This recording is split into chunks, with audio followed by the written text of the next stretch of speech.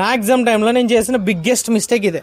నేను ఎగ్జామ్కి వెళ్ళేటప్పుడు నేను 3 సబ్జెక్ట్స్లో మ్యాక్సిమం ప్రిపేర్ అయ్యి వెళ్ళా. కానీ అక్కడ నాకు టైం సరిపోక లాస్ట్ మ్యాథ్స్కి వచ్చేటప్పటికి నేను 30 to 40 బిట్స్ దాకానే టచ్ చేశా. ఇంకా ఒక 40 to 50 బిట్స్ నేను వదిలేసా. అండ్ ఈ ఎక్స్పీరియన్స్ బట్టి నేను లాస్ట్ ఇయర్ స్టూడెంట్స్కి ఒక మంచి స్ట్రాటజీ ఇచ్చా. ఏంటంటే మనకు ఇప్పుడు 3 సబ్జెక్ట్స్ ఉన్నాయి కదా, మీరు 3 సబ్జెక్ట్స్లో అక్కడో చాప్టర్ ఇక్కడో చాప్టర్ చదివారు అనుకోండి, మీకు 160 బిట్స్లో మీకు వచ్చింది టాప్ 10లో ఉంటాయి అండ్ లాస్ట్కి వచ్చేటప్పుడు లాస్ట్ 20లో ఉండొచ్చు. సో ఇలా మీరు చదివిన బిట్స్ కూడా మిస్ అయిపోతాయి లాస్ట్ టైం లేక. అండ్ మీరేం చేస్తారంటే ఈ 3 సబ్జెక్ట్స్లో ఒక 2 సబ్జెక్ట్స్ని ప్రైమరీ సబ్జెక్ట్స్ అనుకోండి.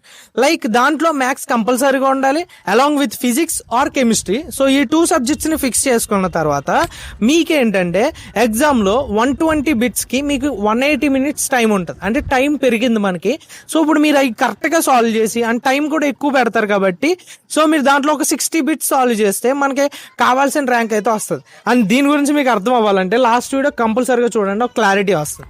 అండ్ నెక్స్ట్ ఈ 2 సబ్జెక్ట్స్ కూడా మీరు ఎలా ప్రిపేర్ అవుతారంటే అక్కడో చాప్టర్ ఇక్కడో చాప్టర్ ప్రిపేర్ అవడం కన్నా అండ్ ఈ చాప్టర్స్ అన్ని కూడా మన సినివర్స్ లాంటిది, ఒకదానికి లింక్ ఉంటుంది.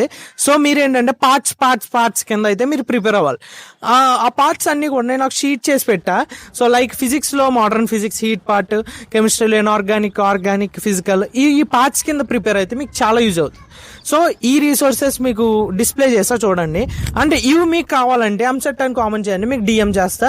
అండ్ ప్రిపరేషన్ అయితే స్టార్ట్ చేశారు అనుకుంటున్నాను. ఎవరైతే స్టార్ట్ చేశారో కామెంట్ చేసి స్టార్ట్ చేసామని. సో నెక్స్ట్ వచ్చే వీడియోస్ మీ దగ్గరికి రావాలనుకుంటే ఫాలో చేయండి. అండ్ నెక్స్ట్ వీడియోతో మళ్ళీ కలుద్దాం. బాయ్.